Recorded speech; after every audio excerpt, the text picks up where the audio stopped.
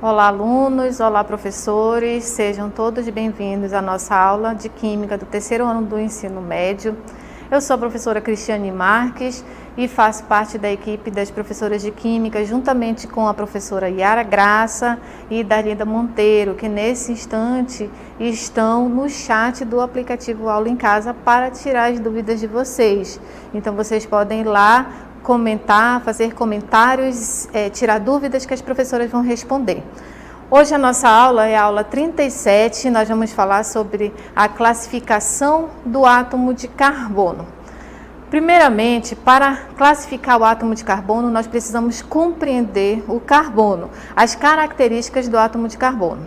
O carbono, ele é o elemento químico que ele pertence ao grupo 14 da tabela periódica.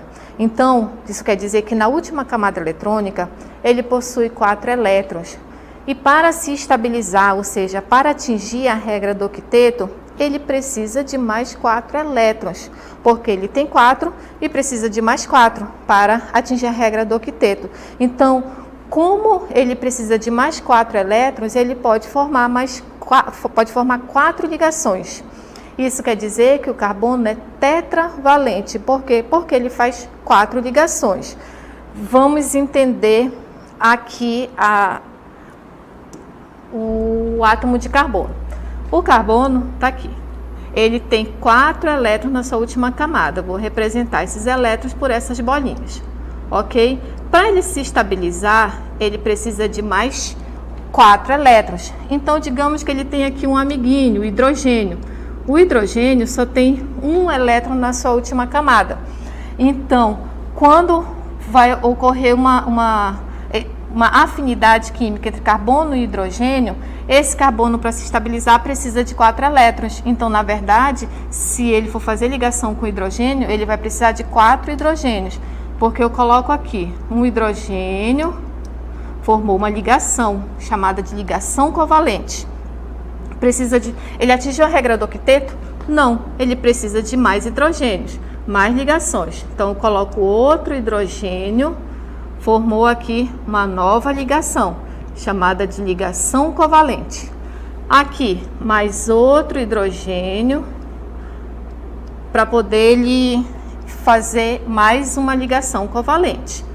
Já se estabilizou? Não, ele está aqui, ó, 1, 2, 3, 4, 5, 6, 7, com apenas 7 elétrons. Então, precisa de mais um hidrogênio para fazer mais uma ligação covalente. Agora sim, o carbono está com 8 elétrons na sua última camada eletrônica. Ele atingiu a regra do octeto. O hidrogênio, que esses são a regra, hidrogênio e hélio, eles se estabilizam com 2 elétrons.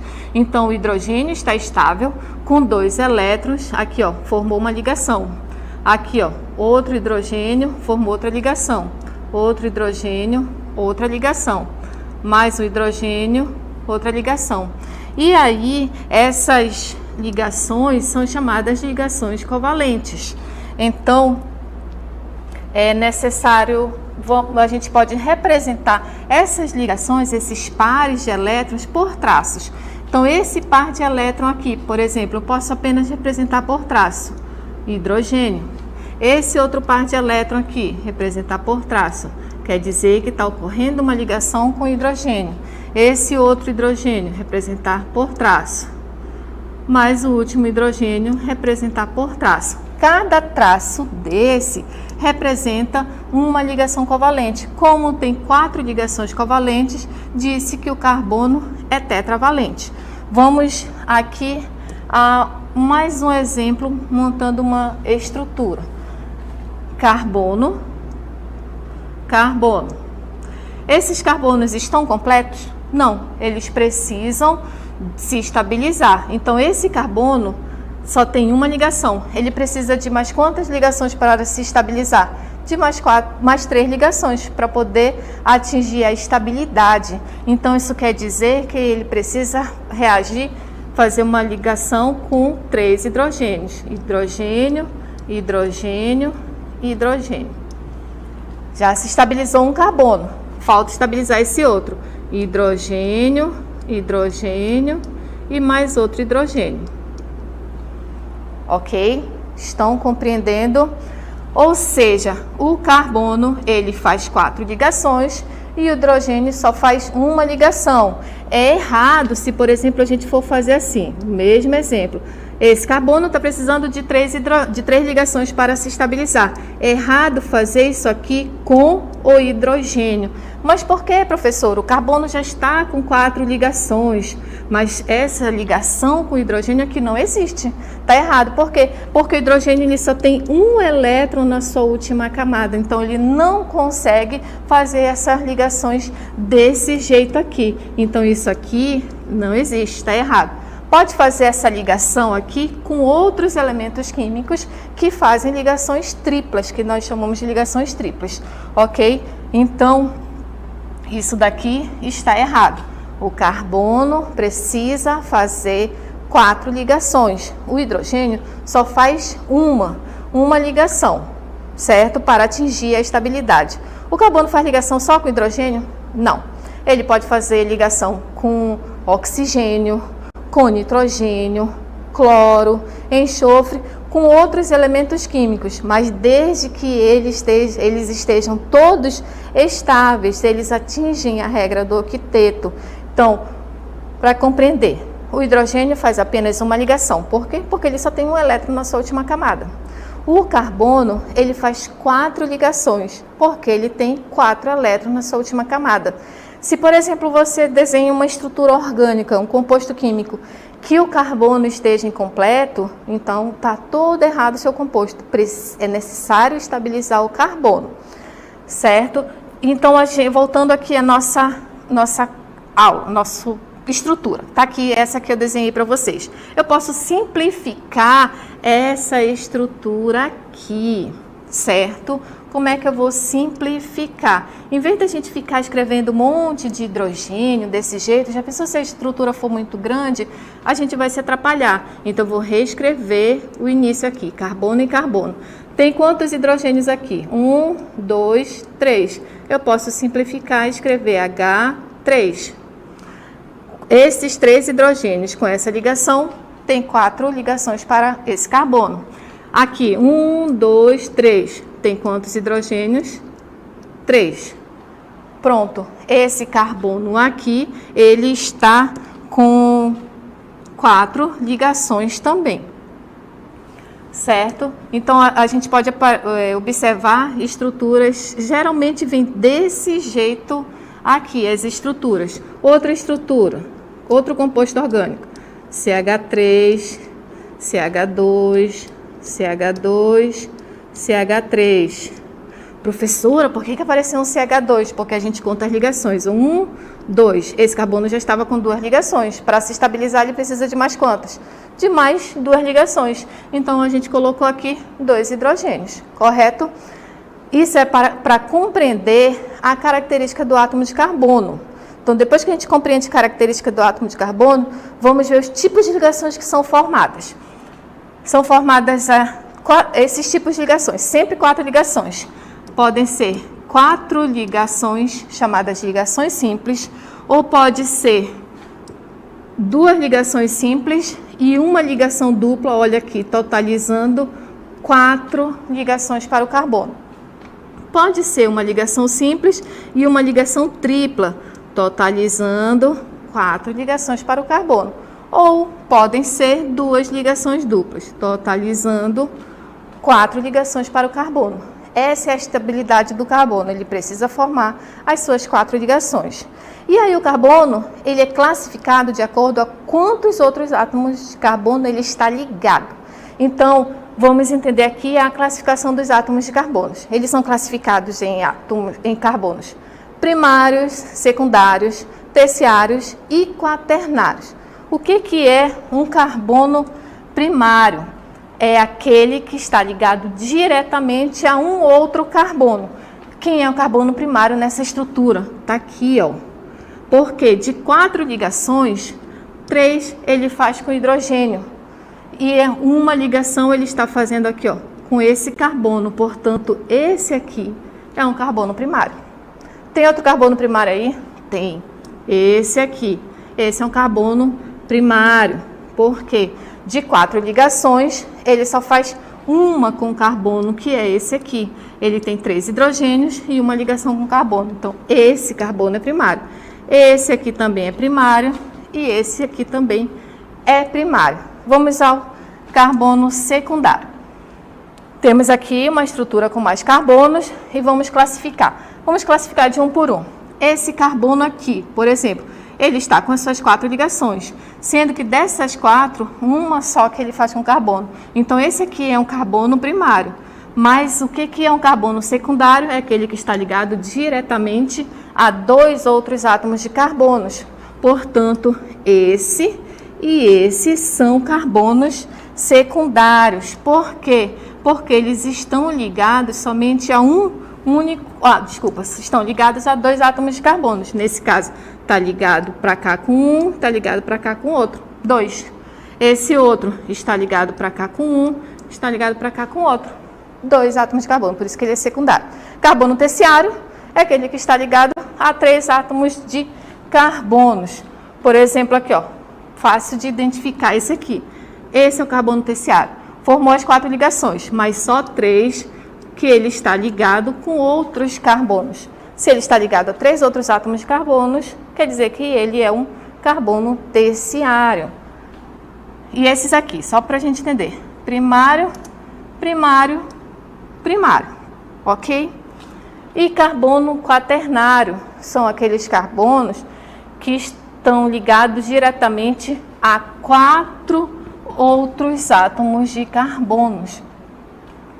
Parece que é a mesma estrutura do anterior, mas não é, porque aqui tem 4 outros carbonos que estão classificando esse aqui como sendo um átomo de carbono quaternário. Então, todo mundo compreendeu? Só para verificar, esse aqui é primário, primário, primário, primário. Ok? Vamos para a aplicação. Vamos entender isso aqui através de exercício. Vamos classificar cada átomo de carbono aqui. Vamos analisar esse aqui. Esse carbono está fazendo suas 4 ligações. Todos eles fazem 4 ligações. Esse carbono aqui, vamos classificá-lo. Ele está ligado a quantos outros carbonos? Somente a um outro, que é esse aqui.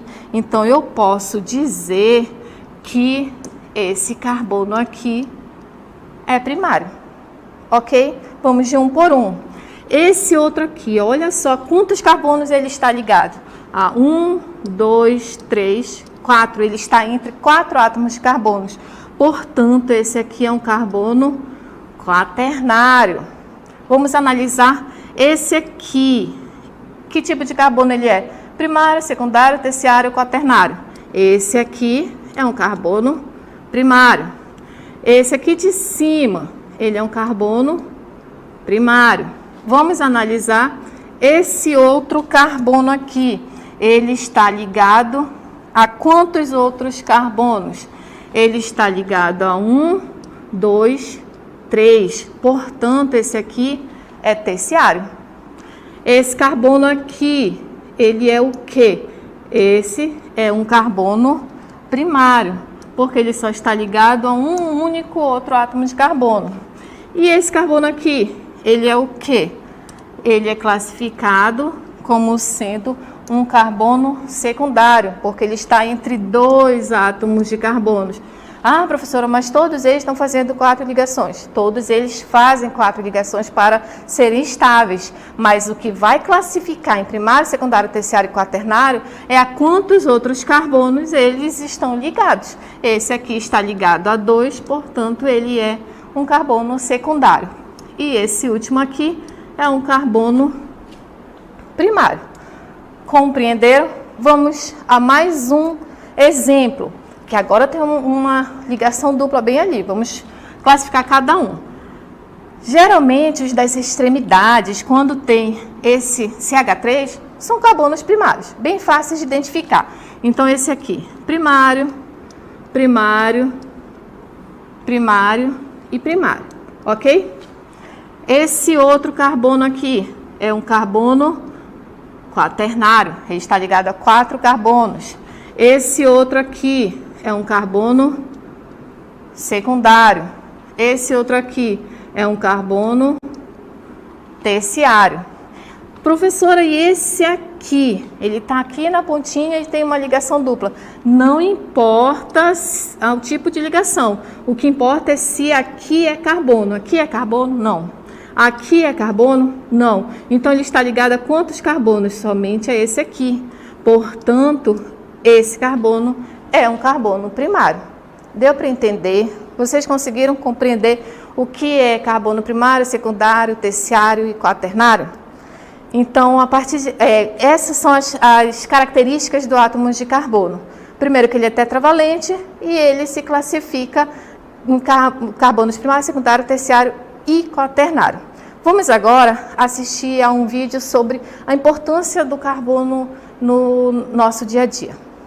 Olá, alunos! Hoje nós vamos falar um pouco sobre o ciclo do carbono. Esse elemento que é fundamental para a vida dos seres vivos, né? Principalmente porque o carbono faz parte da composição dos seres vivos.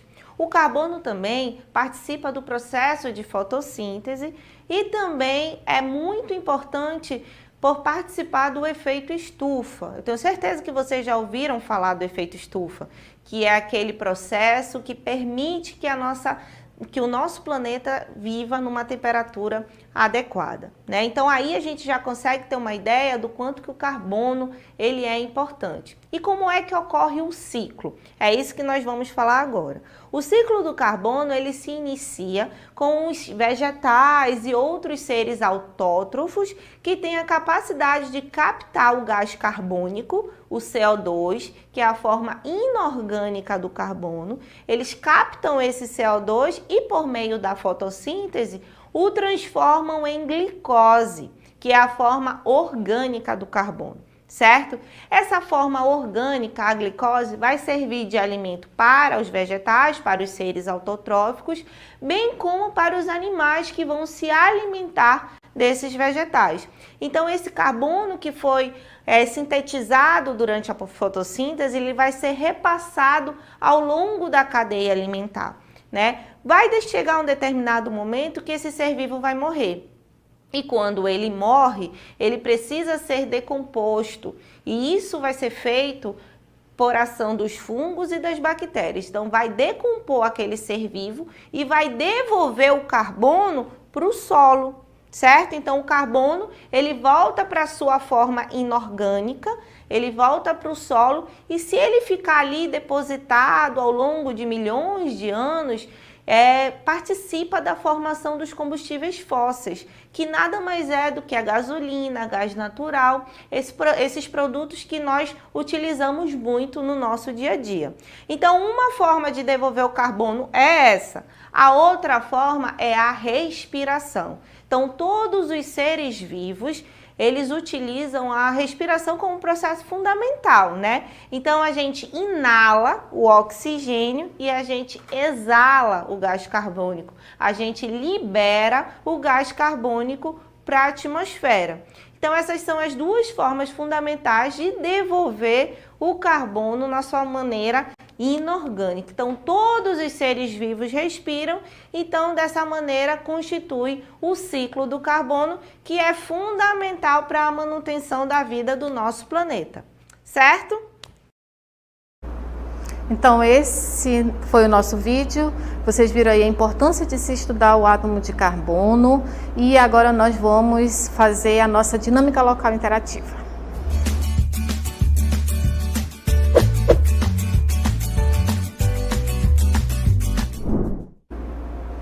Tá aqui. Essa primeira questão. No composto, tá aqui o composto, a estrutura dele, vocês vão analisar cada átomo de carbono, primário, secundário, terciário ou quaternário. E aí vocês vão observar aqui o que está pedindo na questão.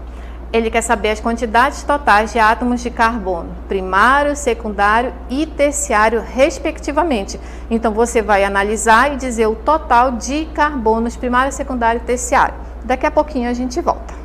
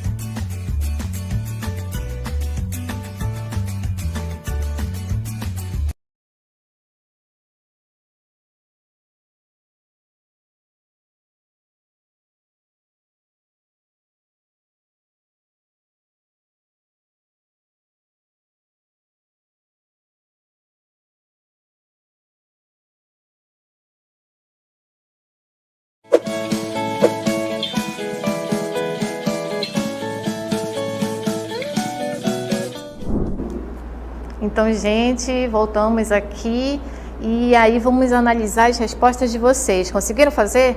Tem apenas uma estrutura e vocês têm que analisar carbono por carbono. Vai lá e coloca em cima de cada carbono, primário, secundário, terciário ou quaternário. Nesse caso, na questão não está pedindo quaternário.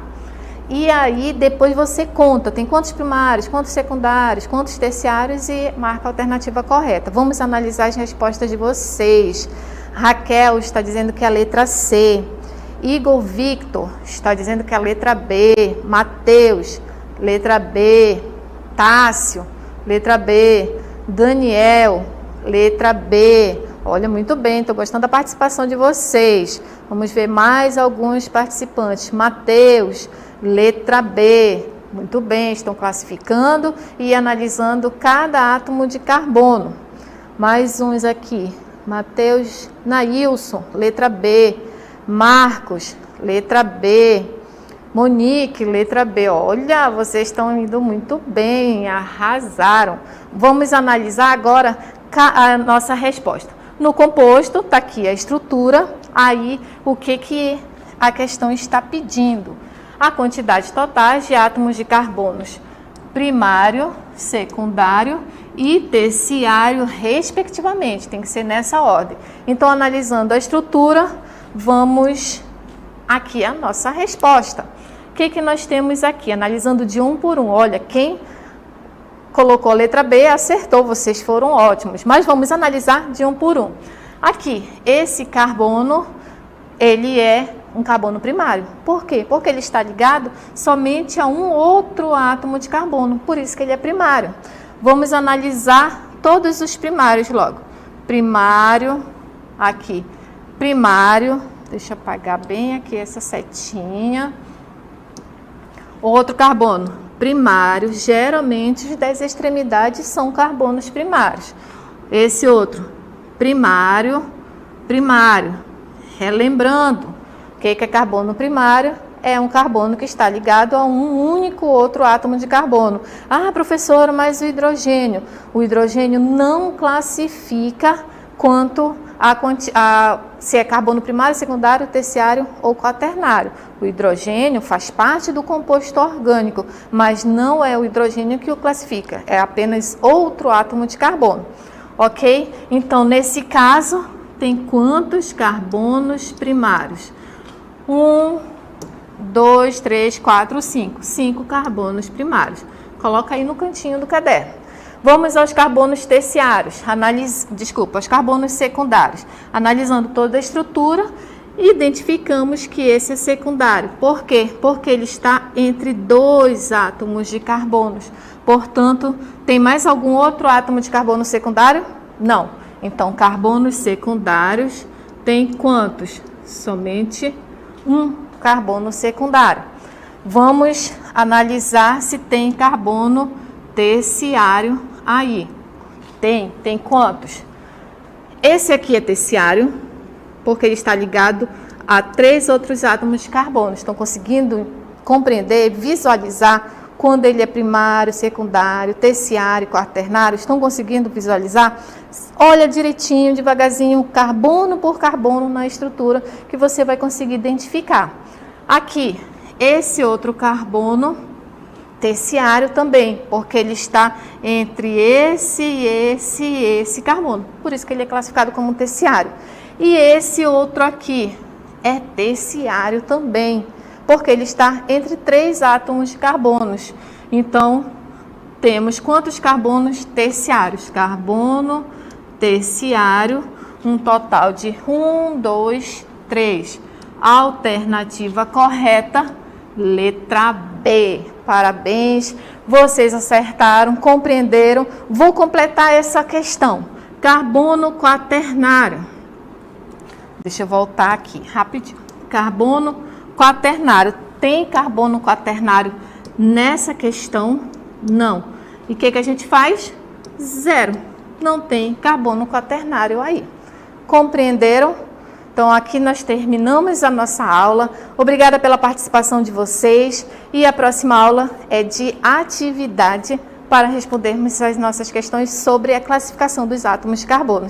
Obrigada a todos e até a próxima.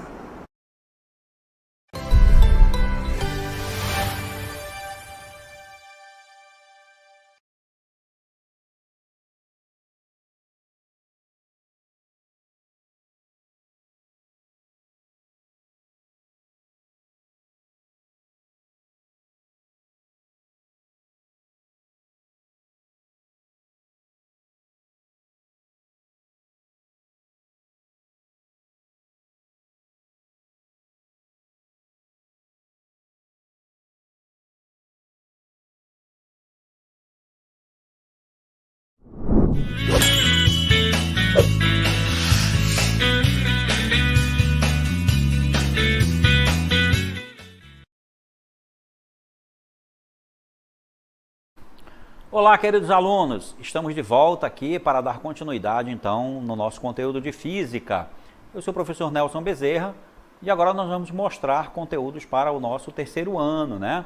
Vamos falar hoje sobre o princípio de atração e repulsão, conservação de cargas, a quantização da carga elétrica, processos de eletrização, quais sejam eletrização por atrito, eletrização por contato, eletrização através da indução. Também vamos comentar sobre eletroscópios e a série triboelétrica, né, que tem a ver com a eletrização por atrito.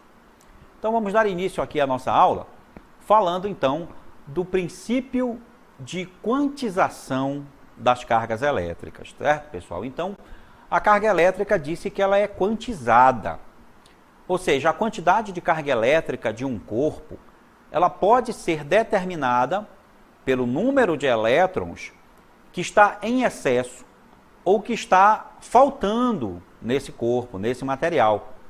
Pois o elétron possui uma carga fixa, que é conhecida de carga elementar ou até mesmo de carga fundamental.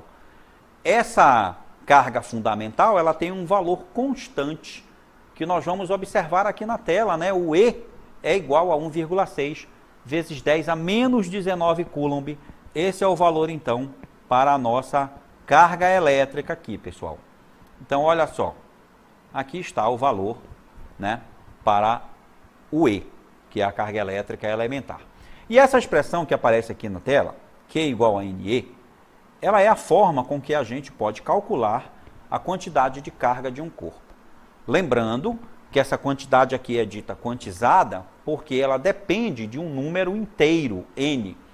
Veja que a gente vai ver detalhadamente agora, no próximo slide que nós vamos mostrar, essa questão da quantização da carga, que é a quantidade da carga elétrica que um corpo tem, que a gente chama de C. Veja aqui novamente a expressão, né, da nossa carga, a quantidade de carga, Q igual a N vezes E, onde esse E é a carga elétrica elementar, a carga elétrica fundamental, um valor fixo, o menor valor de carga elétrica que existe na natureza, 1,6 vezes 10 a menos 19 coulombs, que é a unidade para a carga elétrica. Essa unidade é simbolizada aqui pela letra C. Esse valor ele é muito pequeno, 10 elevado a menos 19. Claro, é o valor da carga que possui um elétron, é o valor da carga que possui um próton. Então, esse N que aparece na equação aqui, ó, é o número de prótons ou elétrons em excesso no corpo, certo? Então, a carga elétrica é calculada através desse número que está em excesso. E a gente diz que o corpo vai estar carregado se ele tem excesso de prótons ou excesso de elétrons. Se ele tiver o mesmo número de prótons e elétrons, é porque ele está neutro. Ele tem carga elétrica, mas a carga elétrica total é zero, tá certo? E esse N, ele só pode ser um número inteiro, porque eu não posso ter, pessoal, meio próton ou meio elétron no corpo. Isso não existe. Eu não posso dizer que o corpo tem a metade de um elétron em excesso ou a metade de um próton. Então, como eu só posso ter números inteiros de prótons ou de elétrons, certo, em excesso no corpo, a carga elétrica, ela sempre vai assumir valores que são múltiplos da carga elétrica elementar. Múltiplos. Ou seja, a carga elétrica não pode assumir qualquer valor. Não é um valor linear. É um valor que vai saltando de 1,6 em 1,6 vezes 10 a menos 19, dependendo da quantidade de prótons ou elétrons que o corpo tiver em excesso. Por isso que nós dizemos que a carga ela é quantizada, porque são quantidades fixas de carga, são pacotes de carga. Não é uma questão linear, ou seja, a carga elétrica não pode assumir qualquer valor. Ela só assume valores que são múltiplos da carga elétrica elementar. Ok?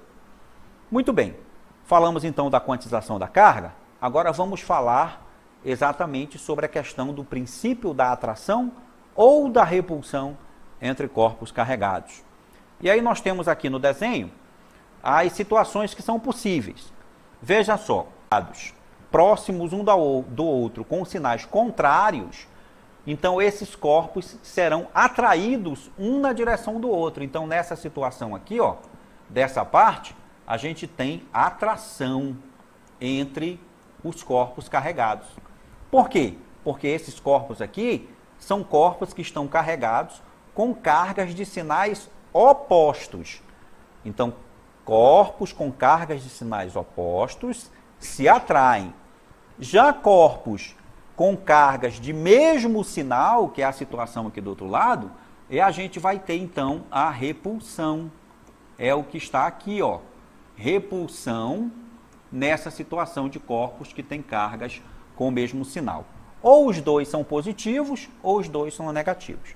Observe aqui que no caso da atração, as forças que aparecem aqui, as forças elétricas, né, elas estão indicando que os corpos estão se atraindo. Já lá no outro lado da repulsão, as setas que representam as forças estão mostrando que os corpos estão se repelindo. Então esse é o princípio da atração e da repulsão. Vamos falar de um outro princípio importante da nossa eletrostática, que é exatamente o princípio da conservação das quantidades de carga elétrica. Então, o que diz esse princípio? Diz que em um sistema eletricamente isolado, né, um sistema isolado, a soma algébrica das quantidades de carga no início de um processo é igual à soma algébrica das quantidades de carga elétrica no final do processo. Vamos exemplificar essa situação nessa imagem. Observe aqui que eu tenho, de um lado, 3 cargas elétricas, carga elétrica no corpo A, no corpo B e no corpo C. Ao lado de cada corpo, eu coloquei aqui o número, né, que representa a quantidade de carga, um número fictício. Então aqui eu tenho esse corpo A com mais 10, eu tenho aqui o corpo B, o corpo C com mais 11, e o corpo B tem uma quantidade de carga negativa, excesso de elétrons, que vale menos 6. Observe que se eu somar essas quantidades de carga nessa parte da imagem, na parte esquerda da imagem, se você fizer uma simples soma algébrica, somando 10 mais 11, somado com menos 6, né? Quanto é que vai dar essa soma? Quanto é que vai dar esse valor aqui? Se a gente somar esses 3 valores, né? A gente vai obter, então, exatamente 15. Então, veja que a quantidade total de carga aqui é 15. Se eu pegar esse sistema aqui, A, B e C, e fazer contato entre as 3 cargas, ou, de qualquer forma, interagir com esses corpos, eu posso mudar a quantidade de carga deles. Mas eu não posso mudar a quantidade de carga total, porque a quantidade de carga total tem que se conservar. É o princípio da conservação das quantidades de carga. Ou seja, a soma algébrica antes de qualquer processo entre os corpos é idêntica à soma algébrica depois que esse processo acontece. Observe que do lado direito da imagem, se você somar as quantidades de carga, vai obter o número 15 também. Ou seja, a carga ela é conservativa, a carga se conserva. Tá certo? Esses princípios aí são importantes para a gente entender os processos de eletrização, os quais a gente vai comentar agora. Começando pelo processo de eletrização por atrito. Esse processo de eletrização por atrito, ele consiste em atritar 2 corpos diferentes. Se os corpos forem iguais, não vai haver eletrização por atrito, iguais sendo feitos do mesmo material, tá, pessoal? Então, quais são as condições iniciais para a eletrização por atrito? Os 2 corpos são isolantes e estão eletricamente neutros. Número de prótons igual ao número de elétrons. Como é que se faz esse processo? Atritando os 2 corpos, esfregando um corpo no outro, como a gente vê aí na imagem, né? Uma flanela sendo esfregada no vidro. E esse processo vai fazer com que os corpos troquem cargas elétricas entre si. Um desses corpos vai perder elétrons e o outro vai ganhar elétrons. Vamos ver aqui um detalhamento do processo. Na próxima imagem nós vamos ver aqui um processo de eletrização por atrito entre o vidro e a lã. Inicialmente neutros, aqui na primeira parte da imagem. Na segunda parte, eu atrito a lã e o vidro. E o que é que acontece então? Depois que eu faço esse atrito, o vidro fica carregado com carga positiva, ou seja, o vidro perde elétrons e a lã ganha.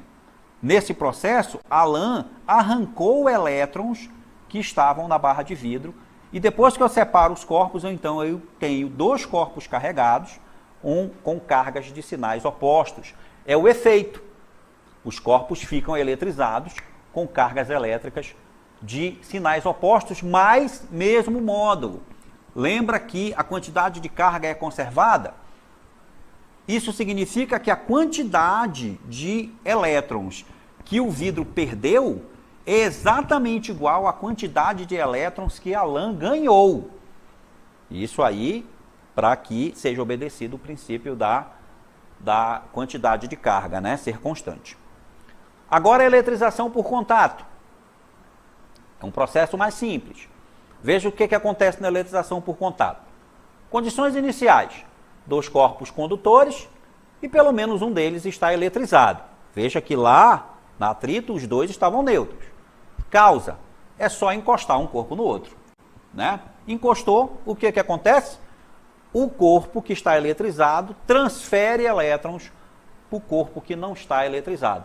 Entrou em contato, os dois ficam eletrizados, só que com cargas de mesmo sinal, diferente lá do atrito, que eram sinais opostos. Aqui eu tenho corpos carregados com carga de mesmo sinal. E o efeito, né, já comentei, que os corpos ficam carregados com carga de mesmo sinal.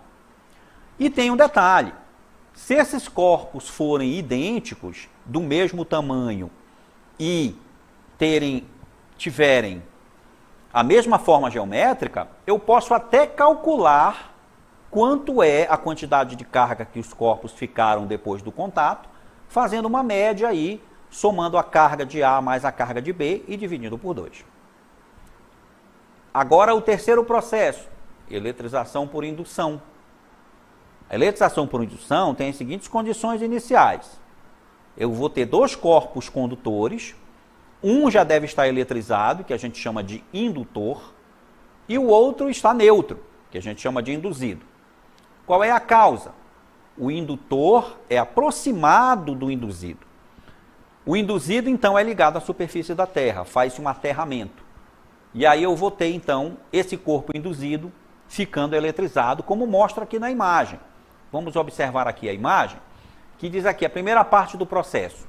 Eu aproximo o corpo A, que já está eletrizado com carga positiva, do corpo B isolante, que está neutro.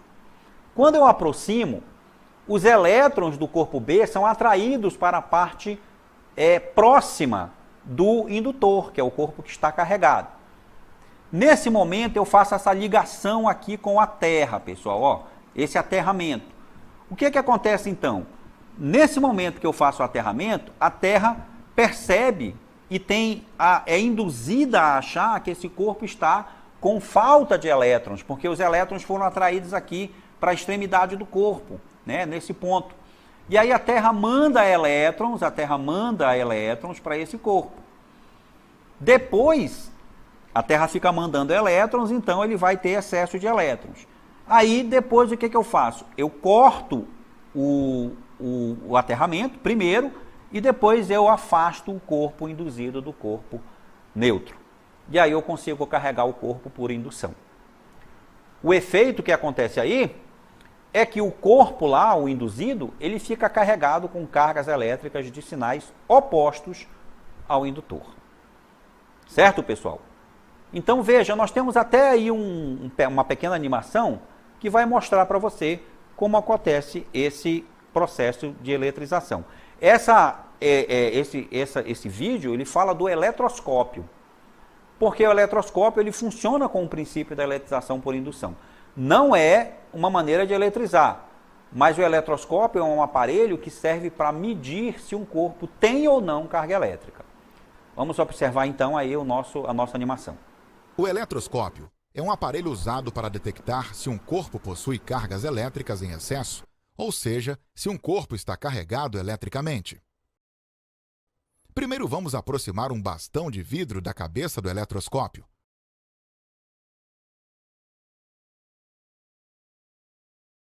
Veja que nada acontece com o eletroscópio. Isso porque o bastão de vidro está neutro. O número de prótons é igual ao número de elétrons. Mas, ao atritarmos o bastão de vidro com uma flanela de algodão, este adquire carga elétrica, eletrização por atrito.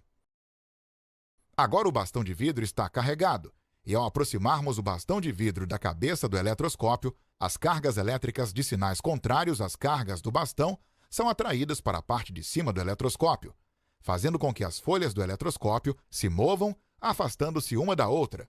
Isso porque, na parte inferior, temos acúmulo de cargas elétricas de mesmo sinal das cargas elétricas do bastão.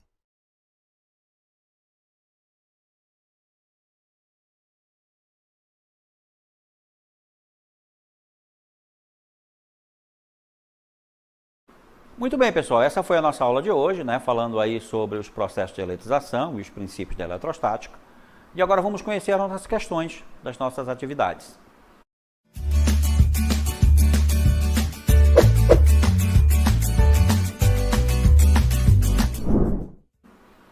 Questão número 1. Em certos dias do ano, frequentemente tomamos pequenos choques ao fecharmos a porta do carro ou ao cumprimentarmos um colega com um simples aperto de mãos. Em quais circunstâncias é mais provável que ocorra essas descargas elétricas? Você escolhe uma das opções aí e marca aquela que você achar que é a resposta. Na questão número 2, você vai citar exemplos do seu dia a dia, do seu cotidiano, onde você pode observar os processos de eletrização por atrito, por contato e por indução. Muito bem, pessoal, daqui a pouco eu estou de volta aí para a gente fazer a correção das atividades, tá?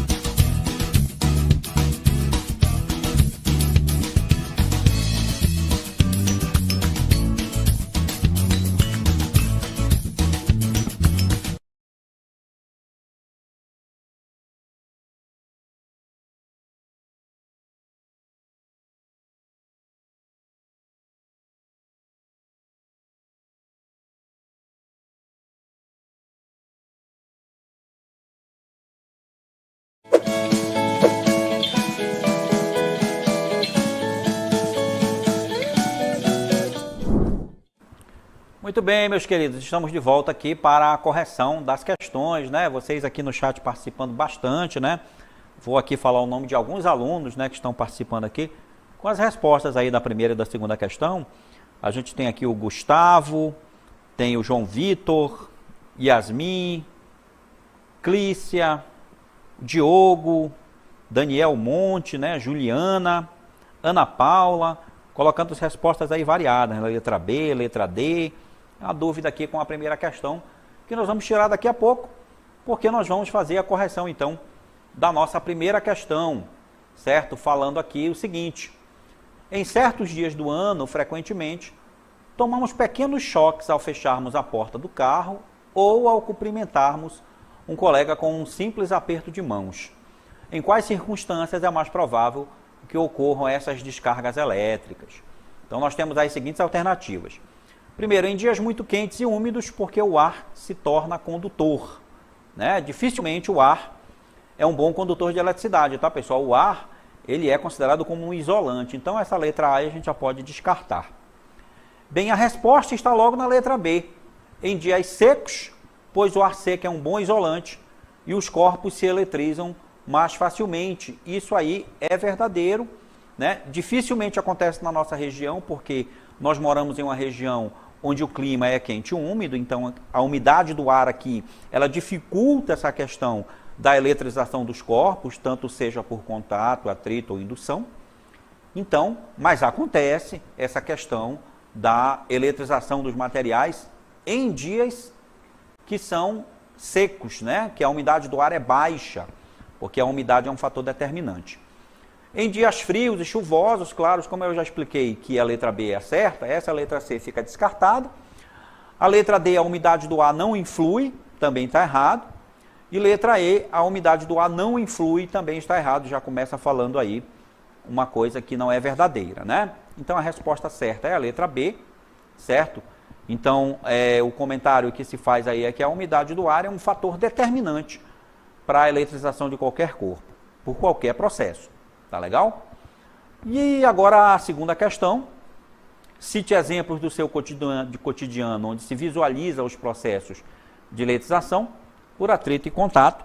Eu vi aqui que alguns alunos colocaram, bem interessante, né? Um tipo de eletrização aí, um desses exemplos, que é aquele que, quando a gente desliga aquelas TVs antigas de tubo de imagem e aproxima o braço próximo, a gente vê aí que os espelhinhos são atraídos, né? Porque a tela da televisão ela fica eletrizada, né? Tem uma eletrização ali. Então a gente tem lá um tipo de eletrização.